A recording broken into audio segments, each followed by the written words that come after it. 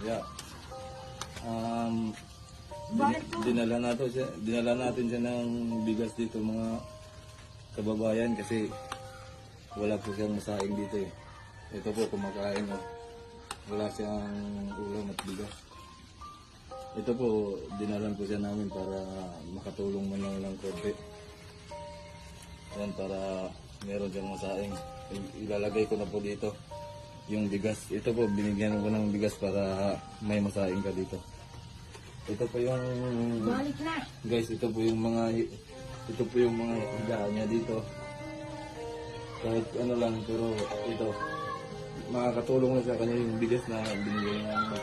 Dito ko na lang ilalapag sa tabi na to para ano.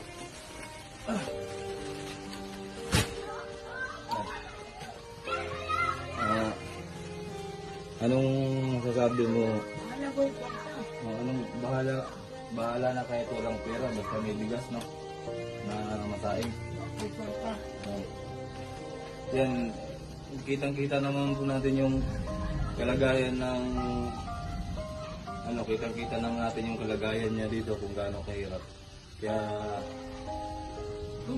dinala na lang natin siya ng bigas. Dinala natin yung bigas yan para makatulong naman sa kanya kahit